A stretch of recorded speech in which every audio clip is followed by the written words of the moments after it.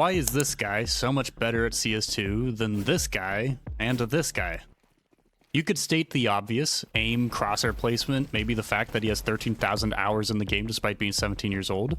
But I want to focus on the little things, the details we can pick up and steal from him. To do this, we're not going to watch one of his professional matches, but instead, a random FACEIT game he dominated last week. Before we jump in, thank you to SkinsMonkey for sponsoring this video. SkinsMonkey is a trusted automated CS2 trading site. It's super easy to use. All you have to do is pick something in your inventory, check how much it's worth, and then go get something new from the monkey. What's also super nice is the filters you can use to narrow down your searches. You can either use your skins to trade for new ones or deposit money with their 30% bonus offer. This becomes 35% when you use my code Wilson. Please use it. Using my code, you can also get up to $5 for free. Use my code Wilson. Link is in the description. I want to start by saying that if you watch pro players' FACEIT games, you will not be flabbergasted by their util lineups. They mostly throw like pretty standard utility. The biggest difference really is their ability to throw utility that has impact. Here are some examples. Donk gets his teammate to drop him a nade and double nade stairs. He also does this as the mid-rotate player, which allows the A player to get into A main early. Here, when they're taking B, Donk peeks temple to make sure no one is scaled out, then throws the molly safely so that he can prevent getting timinged by a CT swinging temple. There's also the fact that Donk is worried about this E-box flank from the A player, so by smoking his own molly temple that quickly, it leaves zero gaps for the CTs to make a play from temple, and it gives Donk a timing where he can go E-box with his teammate and clear canals. On this B rush, he throws a stupid simple molly to prevent CTs from playing towards pillar or close right as they push B main. I think in the end, a lot of players really overthink their util usage, when really it's just the basic pieces of util often have by far the most impact. And that's really what I came away with from not only watching Donk but other pro players and their pugs, is that their util is simple but effective. Let's talk about maybe the most talked about aspect of Donk's game, his shmovement. Here on middle, Donk is alone but wants to prevent the T's from taking space. This first kill is simply an I'm better than you moment where Donk's raw aim does its thing. Expecting the second mid player, Donk then ducks behind the doors so that he can swing out and kill the second one. He wins the second fight by 1, anticipating the second player to go for the trade, and 2, not making himself easily tradable through his movement.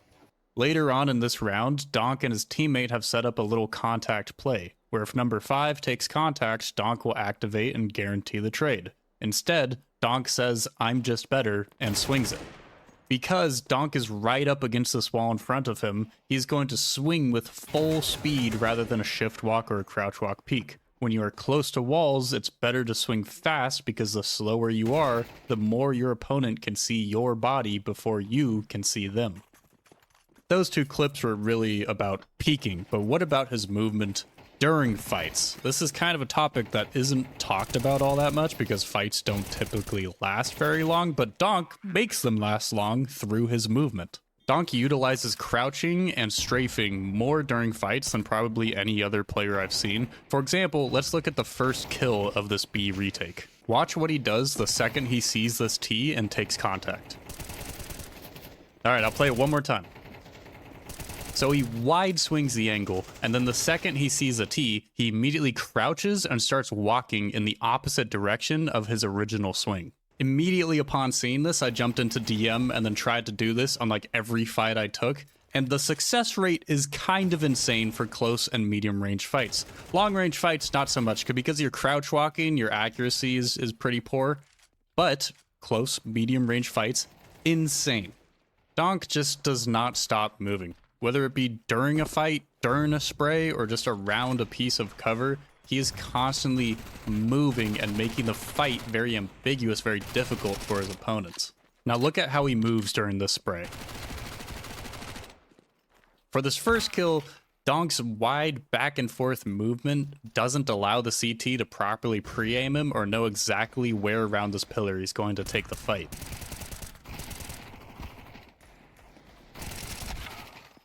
And I don't even have words for the second one. Within 21 bullets of his MAC-10 spray, Donk strafes right, left, and crouches and uncrouches twice. One thing Donk does that you should absolutely be doing is making use of your spawns. On CT's side, Donk was freed up to do this because he was playing as the mid-rotate, so he had the freedom to really go wherever he wanted to on the map at the beginning of the round. But on T side here, he gets a really good spawn for E-box, so he's going to use that to take space quickly. Peep the shmovement. The CT flashes canals and peeks it, but doesn't see Donk because Donk is in such an advanced position that the CT isn't expecting him to be. So when he throws this molly and peeks with it, the CT isn't ready for this fight. Here on CT, Donk is given a really good spawn for B, so he's going to make use of it. Once he gets up towards Pizza, and this is the segue to the next thing I want to talk about, very smooth, I know, I want you to notice how reactive he is to the sound of this T.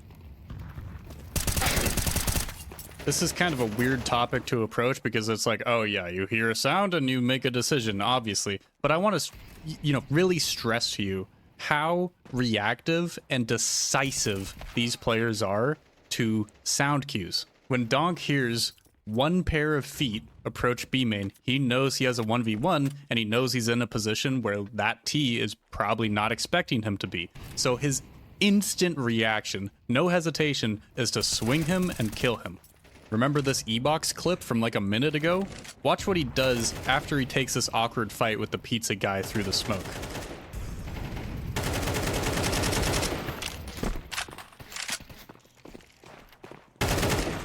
He hears the pizza player cross from pizza towards default and then reload, which tells Donk that he has a major opportunity to take some space where he's max going to have a 1v1 fight on site.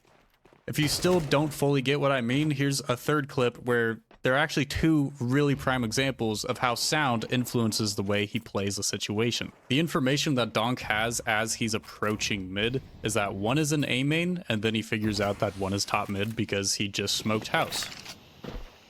After Donk hears this mid player drop towards E-box, immediately without hesitation, Donk whips his knife out because he knows exactly what he's going to do.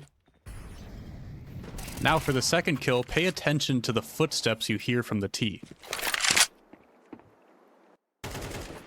Recognizing the sound of those footsteps against a wood surface, Donk pre-aims the only place that the T can be, and yes, the crosshair is just slightly off of the T, but regardless, it gives him this kill very easily. Being excellent at Counter-Strike isn't done by being good at one or two things. It's the culmination of a ton of details. And the more you pay attention to these details, the more you will realize how much there is to learn about this game. To Donk, this is just a random FACEIT game he played last week. But for us, this is details in action. Let me know if you'd like another one of these videos for a different pro player in the comments. Please subscribe, and a huge thank you to my channel members who allow me to be a goober on the internet. Thank you guys, I appreciate you. Have a great day and good luck and have fun in all of your future games.